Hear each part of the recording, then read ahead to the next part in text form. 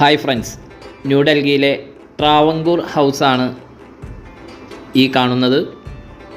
തിരുവിതാംകൂർ മഹാരാജാവിൻ്റെ ന്യൂഡൽഹിയിലെ മുൻ വസതിയാണിത്. കസ്തൂർബ ഗാന്ധി മാർഗിലാണ് ഇത് സ്ഥിതി ചെയ്യുന്നത്. കേരള ഹൗസിൽ നിന്ന് 2 കിലോമീറ്റർ മാറിയാണിത്. 1930 ഈ തിരുവിതാംകൂർ ഹൗസിൻ്റെ നിർമ്മാണം.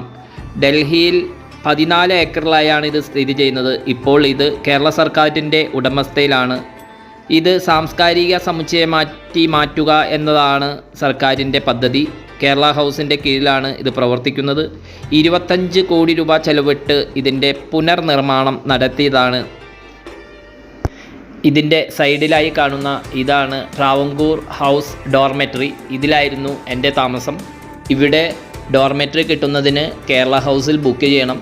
ഇതിന് ഈ AC ഡോർമെറ്ററിയിൽ 8 പേരേ ഉണ്ടാവുള്ളൂ. 300 രൂപ മാത്രമാണ് ഡെയിലി ഈ ഡൽഹിയുടെ ഹൃദയഭാഗത്ത് നമുക്ക് വരുന്ന ചാർജ്.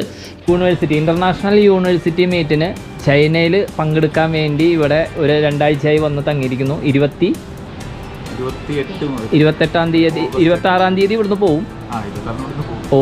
ഓഗസ്റ്റ് 28-ന് സ്റ്റാർട്ട് ചെയ്യും. അപ്പോൾ നമുക്ക് ഓരോരുത്തരെ പരിചയപ്പെടാം.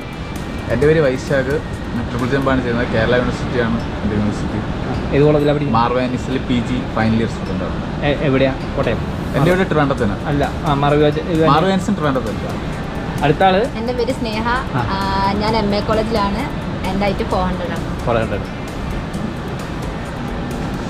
എൻ്റെ പേര് രോഹിത്. ഞാൻ കാലിക്കറ്റ് യൂണിവേഴ്സിറ്റിയാണ്. വിക്ടോറിയയിലാണ് പഠിക്കുന്നത്, പാലക്കാട്. Okay, by. ഈ ഡോർമെറ്ററിയിൽ വെച്ച് തന്നെയാണ് നിലമ്പൂരുള്ള അൻവറിനെയും പരിചയപ്പെട്ടത്. ആള് FSSIയുടെ ഒരു ഓഫീസറാണ്.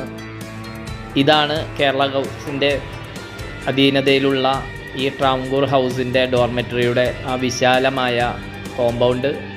ഇങ്ങനെ പുറത്തുനിന്ന് ഇതുപോലെ ചെറുതാണെങ്കിലും അകത്ത് നല്ല AC-യോടുകൂടി നല്ല വൃത്തിയുള്ള റൂമാണ്.